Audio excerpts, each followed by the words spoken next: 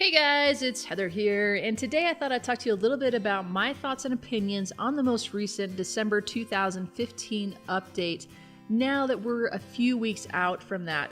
And I don't like to give my opinion on an update until we've seen how it's able to jive within the game itself. And even now, I still feel like we're in the 2015 update. We haven't really finalized what life is going to be like in Clash of Clans going forward. Now, as I look back to my videos that were done pre-update, as I was talking about the update, I still have that feeling of positivity that I had during those videos, because I know from the past and from experience playing Clash of Clans that when things are not right, when something is wrong with an update, and I can understand that it's kind of unpredictable to know just how things are going to go from being in a development setting of just a few people developing a game, having some testing going on, to then expanding it out into an environment of millions of people. So I know from my past experience that when something is wrong, Supercell will fix it. Now, I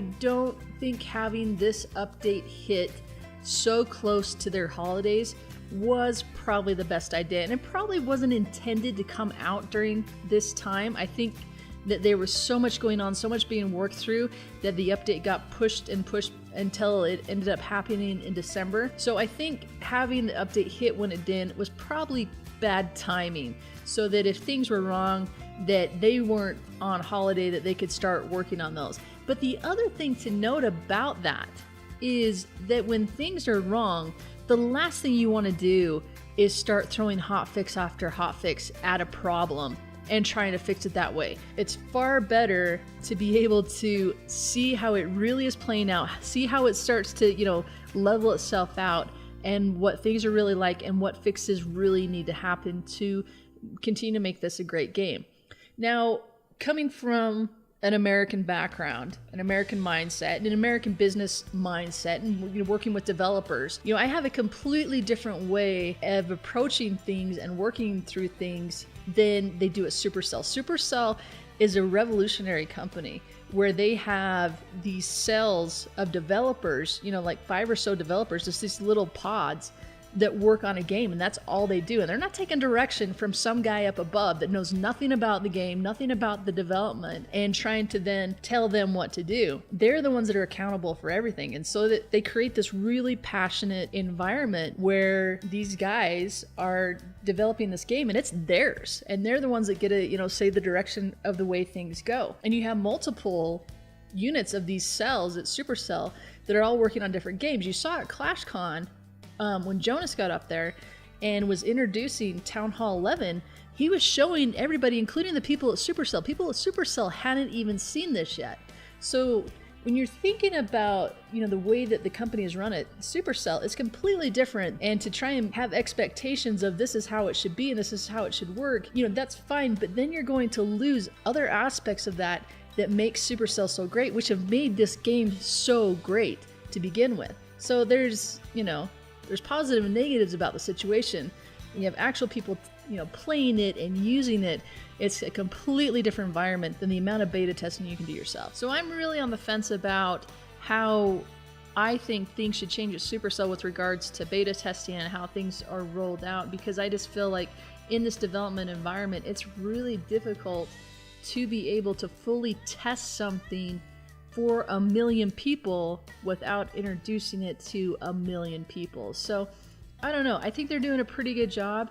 I think some things were definitely missed on this. The one thing that is really encouraging to me, though, is when I was doing those pre-update videos and I was expressing my opinion on the different updates as they were being sneak peeked, a lot of the things that I said where I felt like, I don't know, guys, I don't know how well this is going to work. This kind of seems like a miss to me. They changed those things, a lot of the things that I said before the update was even released. So that tells me, it wasn't just me saying those things. I know other people were saying those things too, that they're listening to the community. They're really tuned in. What we think and our opinions, they really do matter. So to me, it's not like what I'm feeling right now is, oh no, Clash is doomed forever because it's now broken and that's just the way it is. It's like, no, I feel truly positive they're gonna fix it. and they're looking at the best way to fix it now, and they're looking to see what the true issues are. And it's kind of going through this update and my opinion on things. You know, the big thing with the update was Town Hall 11, and a lot of people were excited about that and going to it. I feel like, you know, my opinion before is like, we don't need Town Hall 11 because I didn't want Town Hall 11 because I'm nowhere near Town Hall 11. But I think it was definitely something, you know, in retrospect, that the game needed, because there's just way too many people that were maxed out and needed somewhere to go. I think the Eagle Artillery was a bit of a letdown. It's kind of like this big hype like expos are at Town Hall 9, and then when you actually get it and see how it is in the game, it's nowhere as exciting and OP as we were all expecting it to be. The Grand Warden's pretty awesome. Can't wait to have that guy on my team. And, you know, so things with Town Hall 11 look pretty good, and like there's definitely room to grow there with Town Hall 11. So I like that there's just a few things that have been introduced, a few levels, a few extra buildings, and then continue to grow Town Hall 11. Okay, so that's all fine and dandy. Let's talk about this stuff from the update that people are having a problem with, and for good reason. And it all really comes down to no more town hall sniping. Everything kind of imploded from there with this update, and where things kind of went a little bit wrong. Now, I completely agree. Town hall sniping should not be in the game. It should have never been a part of the game. It's thematically wrong.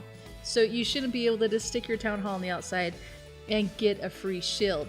So I completely agree with doing these changes to bring the town hall into the center of the base, or bring the town hall in so it's protected. I think those are great changes, need to happen. The problem is that by doing so, they neglected the balance that needed to happen to compensate for the reason why we stick our town halls on the outside anyways. So now with the town hall on the inside, I find with my main account, Town Hall 10 account, I rarely ever get a shield. I'm sure I could go up into the higher leagues and get a shield, no problem. But why would I? Why every 12 hours would I want to be attacked and lose a massive amount of resources? No, there's no way. I'm still building things. I'm still upgrading my heroes. There's nothing to farm up at those levels, so I'm not going to be up at those levels. So I'm down in crystal and gold, and I never get a shield. So that means if I'm in clan war, if on those rare occasions every 3 or 4 days when I get a shield, there I have the possibility of losing my clan castle troops, which just sucks, because if I get a clan castle donation for war, I should be able to protect that, because I no longer going to stick my town hall on the outside and get a shield and know that donations get to be protected. So there's no way to protect that. So war is getting incredibly frustrating. And then also with the personal break timers, that's, they've made that better now. At least we know we have that little personal timer that tells us, okay, in this amount of time you're going to be kicked off. So at least I have a better idea to be able to plan with war. It's still super annoying, and it's supposed to reset after 30 minutes, but there's still some bugs with that, because just the other day I logged on to my main Town Hall 10 account. I hadn't been on for at least 6 or 7 hours, and it says you've gone too long without a shield, you need to take a break. So it's like I didn't even get a chance to start playing, and it's like, okay, we need to try and get you a shield. I was like, well, it's not going to happen. I'll come back in 6 minutes, I still won't have a shield. So still some things I think need to be tweaked with that personal break timer, so that it's more conducive to people doing wars, especially when we're in like these arranged wars. Seriously, there's nothing more fun in playing Clash of Clans than doing an arranged war, and the last thing you want is to be continuously kicked. So some things need to change with that. Even though they're saying personal breaks looking pretty good, there's still some tweaks that need to happen with that. So now, because of bringing the town hall in, either you're not getting a shield, or it means every 12 hours your base is getting completely destroyed. So I have multiple accounts. So on some of these accounts, all they are is for war, just so I can go do wars on different levels and be able to give you guys different tutorials. So on some of these accounts, they will go like 8 days without getting attacked. All I'm doing is logging on, and they have like 100,000 to 150,000 resources in their mines, and they're not being attacked, and they're like in gold. So they, something's up there. And I guess it's with being inactive and inactive bases taken out, but those accounts should be there free for all, right? They should be getting hit, people should be getting the loot. So people are having a hard time finding loot because there's something going on with these inactive bases not being part of the search. And it could be that they are, but the problem is now that 80% of those bases that we were all hitting for snipes are now continuously in the pool to be hit, that a lot of bases just aren't coming up. And it seems like the more active you are, the more likely you're going to get attacked. So if I go into one of these accounts and I do an attack on that account, then I'll immediately get hit back. But if I go into the account and just collect resources, chances are when I log back on the next day, I'm not going to be attacked again. They'll just be shieldless that entire time. So definitely there is a huge issue there with being able to find loot and then being able to keep it. And this is something that I brought up in those pre-update videos. One thing they talked about the bonuses being revamped and that you were getting more. And this, like I mentioned, this is not true because you have to get 70% of the base down before you get more loot than you did before. And if we're farming, we're not taking down 70% of the base. That's just not what we're doing. You're not,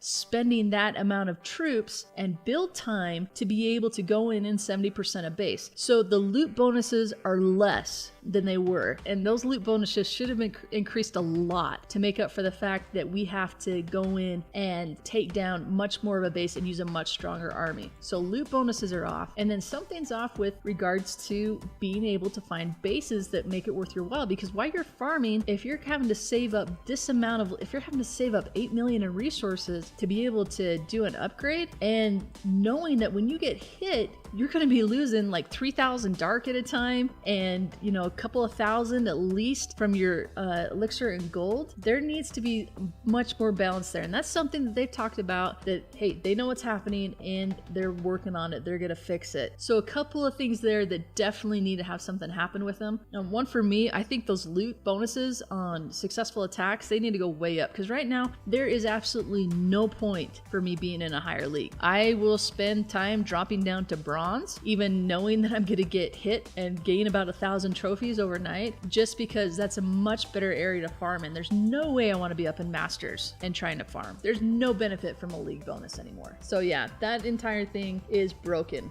Now, the other thing that we talked about too is the benefits that came to Town Hall 9 with having the spell donation and what a Town Hall 9 is able to do now. Town Hall 9 essentially became the new Town Hall 8 with this update. I guess that kind of makes sense. You bring in a new Town Hall level, then it kind of means that the ones below it should be easier to 3-star. And what I feel likely happened with Town Hall 9 is the perception and the mindset has been put out there that Town Hall 9 is a 3-star arena and that everybody should be able to do it, and that's how you play Clash of Clans. And if you can't 3-star Town Hall 9, then you're just not a very good Clash player. And yeah, a lot of us can do it, and I honestly feel it's easier for me to 3-star a max Town Hall 9 as a max Town Hall 9 than it is to 2-star a max Town Hall 10 as a max Town Hall 10. And that's just me, just because I have a lot more experience as a Town Hall 9. But to have that perception out there for the casual player, that's incredibly frustrating if you're not capable of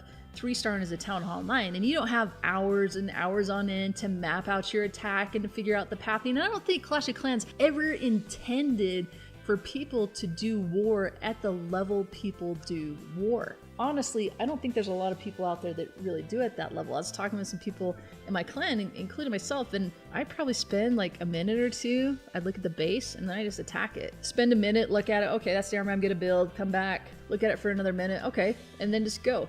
Unless it's like an arranged war or something, really matters. Maybe then I'll spend 5 to 10 minutes planning out an attack. But I don't spend time planning out an attack. And because that's me, and I feel like I am pretty involved in war in a lot of different clans, I gotta assume that that's more in line with the majority of people and how they play. And so I kind of feel like what was brought to Town Hall 9 was the ability to make that more fair for more people, and that more people would be able to 3-star and feel successful as a war attacker at Town Hall 9 and not have the pressure and the expectation there that they should be just as good as people who are playing 10 hours a day. So that's kind of my mindset. I think it's also there to, again, that it's become like Town Hall 8 and it's time to encourage those Town Hall 9 attackers to move to Town Hall 10 and make that the new challenge. So yeah, there's my thoughts on the update. I would still like to see some definite changes to Clash of Clans. I don't think Clash of Clans is going away. I do feel like the team is going to get this loot issue fixed, which is, you know, kind of the big headache right now. I would love to see more updates to Clash of Clans for things like the arranged wars, even though I completely understand that them doing a system to allow for arranged wars probably isn't going to happen, just because it's such a minority of players that are interested in doing an arranged war. I mean, I know me and my clans do, and there's other ones out in the war community, but the vast majority of people who play Clash of Clans would have zero interest in trying to be matched up against other clans, let alone in doing that kind of system would mean that you were doing it for zero loot payoff. Most people, you know, would have no desire to do that. So I don't see arranged wars being something that the general population is ever going to get behind. But for those of us who absolutely love it, it would be great just to have, you know, a couple little things added to the game, like being able to see a person's war weight in their profile, just to make things a little bit easier for us so that we could get that matchup. All right, guys, that's gonna wrap it up for me. Be sure to follow me on social media, Twitter, Facebook, subscribe to me on YouTube, and tell your clan to subscribe. Thank you so much for watching, and I'll catch you next time.